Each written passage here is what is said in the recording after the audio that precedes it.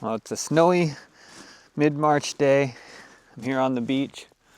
There's the sauna project up there behind me, and I want to start sharing with you all. First, I'm going to show you this view. Snowflakes falling in the ocean on the wilderness coast of Alaska. How's that for beautiful? So anyhow, there's the sauna back there, and I got a lot of video and photos of the build project, and I've wanted to start sharing sort of the whole build process, I guess. But now you can see it's got a roof on it, it's got siding, it's even got a window in it. It doesn't have a door, but it's got a window, and the project has really come quite a ways. And I've been a little stymied trying to figure out how to start.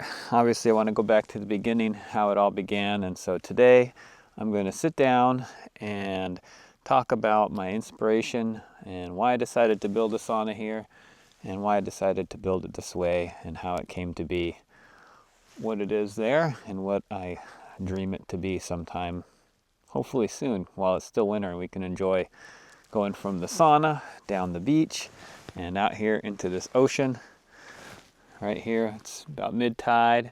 Just walk right into that cold, crisp, clean water for your cold plunge. So that's what I want to do today, is take you on a little journey of how we got here and where we're heading, and try not to make this too boring. So if you're interested in sauna design and design theory and ideas and inspirations, timber framing and building off-grid, off the land, you might find this interesting. If those aren't your topics, or you're not bored, probably swipe along. This is going to be kind of a slow video. But if you're into sauna design and ideas like I am, you might find this pretty interesting. So I'm going to go take a seat up there and we'll get started.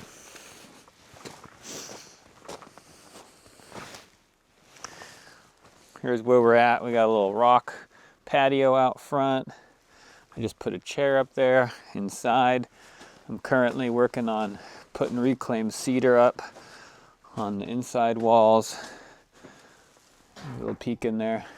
But today's video is not so much a status project as more going back to the beginning and seeing how this all started and ended up where it is today. So, sauna. I think, I'll tell you one thing. I've never actually owned my own sauna, and I've never built my own sauna. I've used quite a few over the years from friends and places I was staying, and always absolutely loved it. It's been a key part of people's lives living in northern climates. As far as I know, the natives in this area all love to have their saunas, and they have different names for them, but it's a regular part of their life, and I've enjoyed joining them in their sauna rituals. And I know it's a thing in Scandinavia and many other northern climates. So it's not like an idea I've invented at all, I just have appreciated it. And in my experience, I would say nothing makes me feel better than having a sauna before bed, especially if you can do a cold rinse, or in this case it'll be a cold plunge or cold water rinse, and then just, it's like the absolute $1 million feeling. Come out of a sauna and relax for a while and go to bed. Deepest sleep, most relaxed body. Skin feels wonderful, just is. If you're into sauna design, you probably know what I'm talking about, and you don't need to hear me ramble on about it. But anyhow, it's a wonderful thing, and so I've always enjoyed them and wanted one. And living here at this property, which I don't actually own, but we've worked out an arrangement where we can stay here and work on the property and enjoy what it has to offer, I decided this was a great chance to finally build a sauna myself. So the location is this incredibly beautiful, very special piece of property on the remote, eagle just flew overhead, on the remote coastline in south central Alaska. And it's not too far from town, so it's not really that hard to go to town for supplies, but it's far enough where I'd rather not. I have a background in I would say, beginner timber framing. I have some friends who are very skilled timber framers, and I've learned a lot from them. And I've done a fair bit of dirt work, gravel work with the heavy equipment. So I have sawmill experience, and I've worked on quite a few buildings, and I've built a few sheds of my own, but I've never actually built a house myself, all on my own. Or honestly, this structure here is probably the largest. Well, it's not the largest.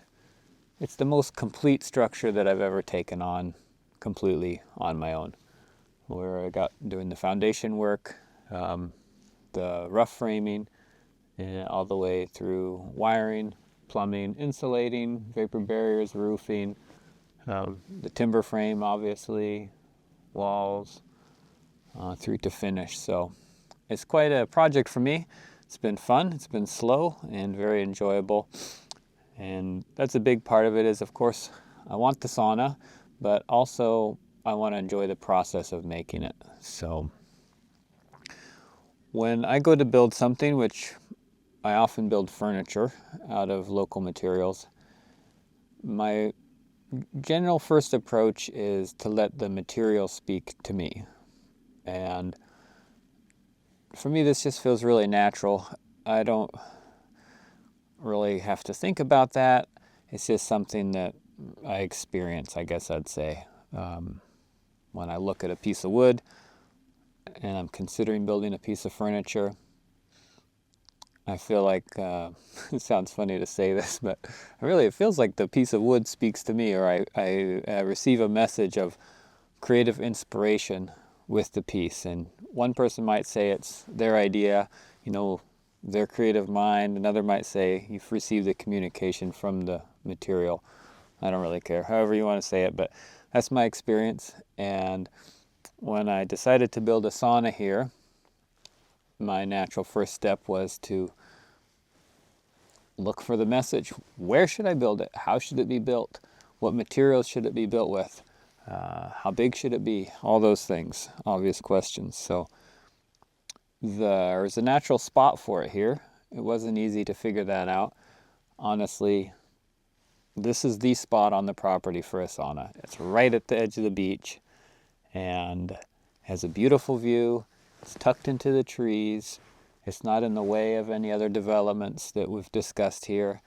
And you wouldn't want to build something bigger here, and it would be a waste to build something much smaller. It just seems like the perfect spot.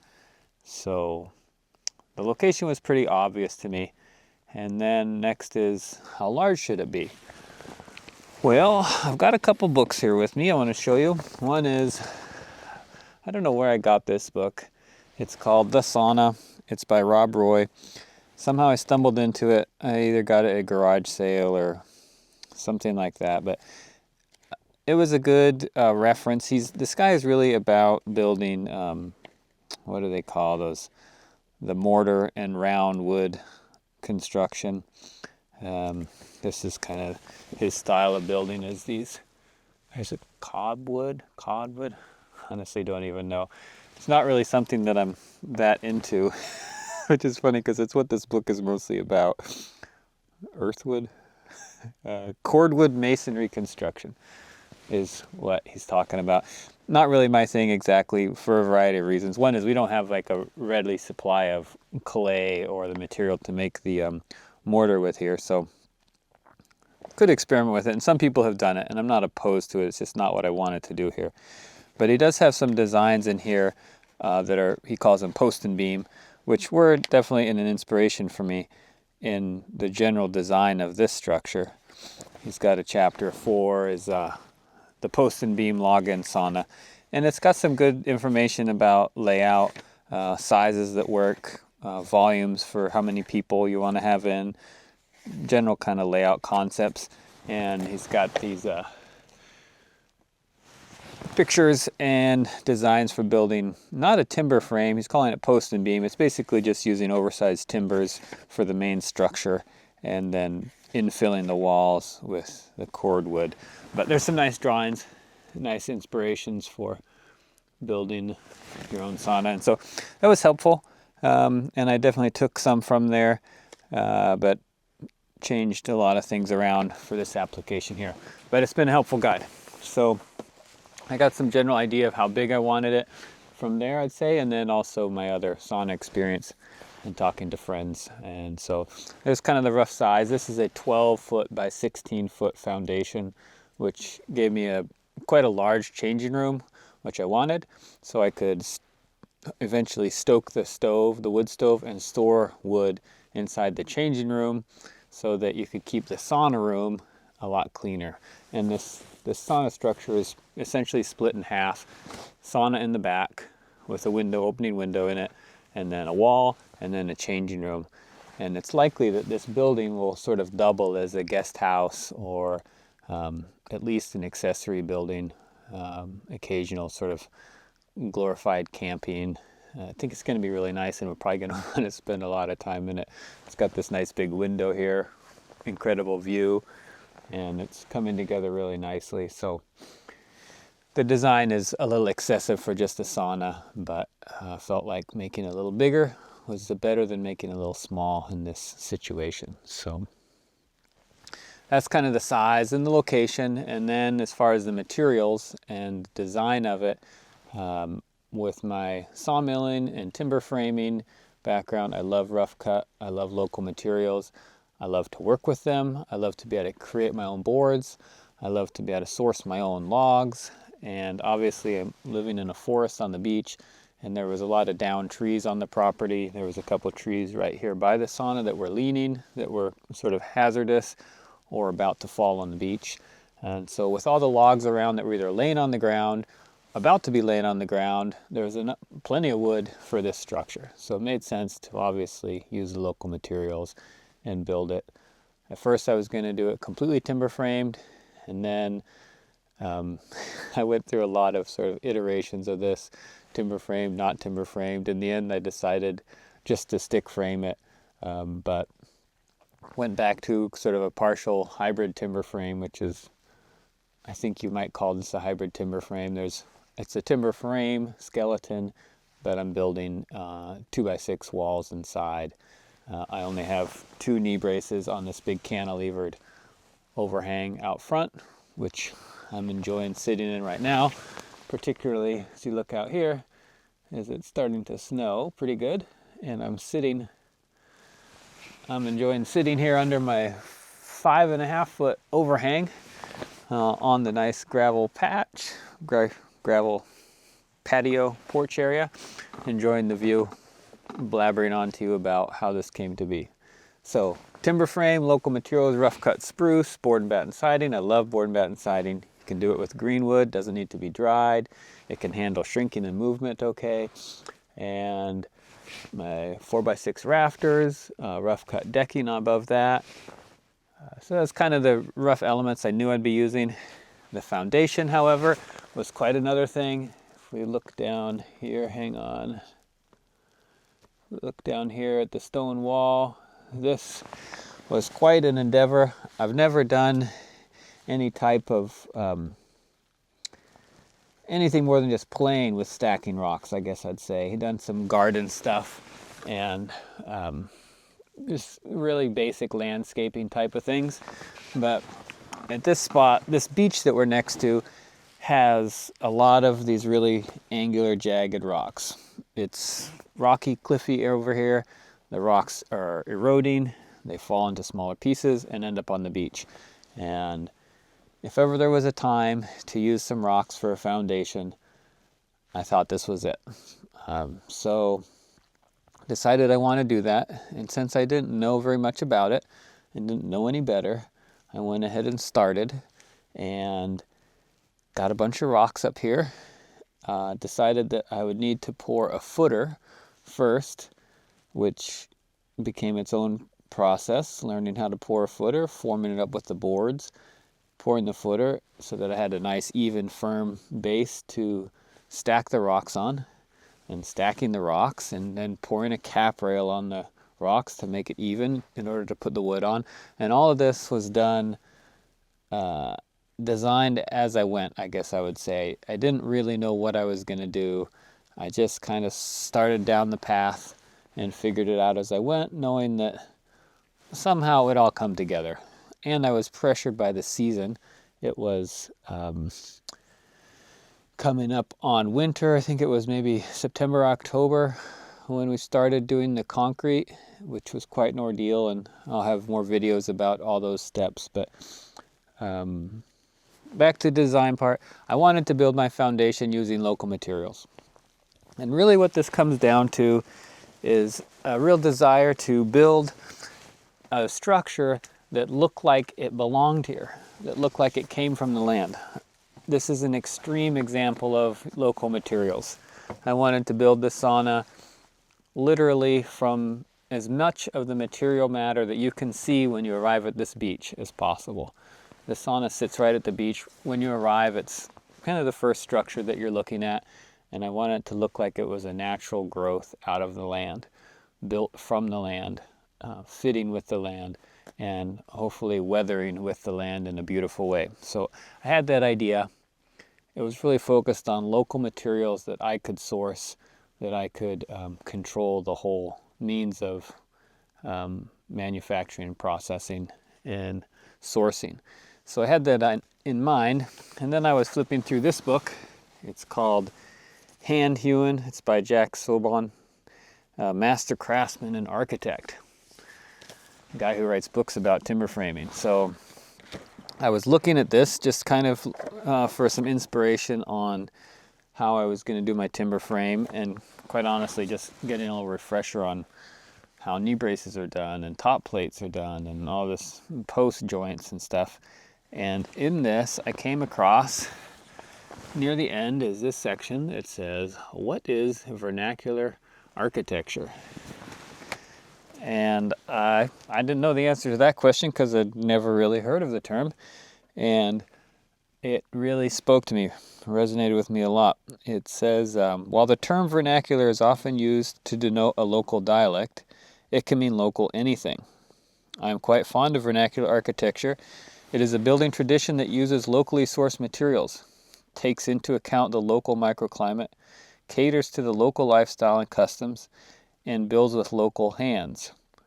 Local may refer to a region encompassing thousands of square miles or a hamlet of a few hundred acres. It is governed by landform and culture. Its boundaries may be distinct or nebulous, but you will know it when you see it. He goes on to talk about it quite a bit, using native materials, earth, stone, timber, bamboo, and reed without too much processing. The builders live in the community and were often the building's owners. The buildings were tailored to the weather, designed to be warm in winter and cool in the summer. Construction was local and simple and efficient. It had to be. No hydraulic equipment or interstate transportation. No utility companies or banks. So anyhow, he just talks about how these vernacular architecture tends to be, if you look at this picture he's got, it's a little town in Norway, they tend to be what we call quaint, cute little places, and people love to travel to see them. They're really compelling. And I found it very satisfying to learn that what I was wishing to do and hoping to do was actually a thing. Vernacular architecture. And that was what I wanted to do with the sauna, was build an example, a prototype, an experiment of my own form of vernacular architecture, something that really blends in with the land, uses local materials, ages naturally with the natural materials that we're using here, and looks like it fits in. The wood is from the forest behind it, and it sits on a rock base that's from the beach right below it. The patio here is just gravel and rocks from the beach, and I'm very satisfied with it so far. The floor inside is made from Portland cement, sawdust shavings from the sawmill that I milled the beams and the siding with, and then sand and rocks from the beaches here. There's not actually sand at our beach, so we get it from another beach, but it's from the local area. So those are the big inspiration points, and then of course just wanting to have a sauna to use. And at this point we're getting pretty close, starting to feel really nice and able to sit in a chair comfortably out of the snow and talk to you about it. And of course, I can't wait to enjoy the warmth and that amazing feeling that a sauna provides. But until then, more projects, more work days, and hopefully some more videos for you of the build process. That's pretty much the heart of my introduction. You can see I've already been rambling on for 20 minutes. There's another book that I want to get into someday with you that is called The Timeless Way of Building by Christopher Alexander. There's some really amazing passages in this book that have inspired me in this project, but also just in life in general, to be honest. And there's so much in here. I started writing down some notes about what I wanted to talk about and pretty much filled the page with references. And I think I'll just leave you with one, the last one I was looking at in here, where he talks about the timeless way of building is really about pattern languages, and it's too complicated to try and explain. But one thing he said in here which really resonated with me is, once a person can relax and let the forces in this situation act through him as if he were a medium, then he sees that the language, with very little help, is able to do almost all of the work, and the building shapes itself. I can work within the order of the language without worrying about the patterns which are coming later, because I'm sure that no matter what happens, I will always be able to find a way of bringing them into the design when I come to them. And I realized that a lot of this sauna build for me was really done in that way, where I didn't really know how I was going to do it. I didn't know how I was going to build the rock wall to start with. I didn't know whether I was even going to timber frame it or not. I wasn't sure how I was going to do the siding. I didn't have the windows figured out yet. These are reclaimed windows that my dad actually got from a recycled store in Anchorage. I don't have a door figured out yet. I didn't know what I was going to do for the roof. I didn't know how the foundation was going to be done. I didn't know what the floor inside was going to be. But I just set about, like Christopher Alexander is saying, knowing that the materials would speak for themselves, and I'd figure out a way to piece them together. And luckily I have a lot of good friends who are experienced builders that are able to guide me and answer my questions when I call them up and say, how thick do I need to pour a slab? And they give me their answer, and then I say, what about if I'm using mostly sawdust? Well, I don't know.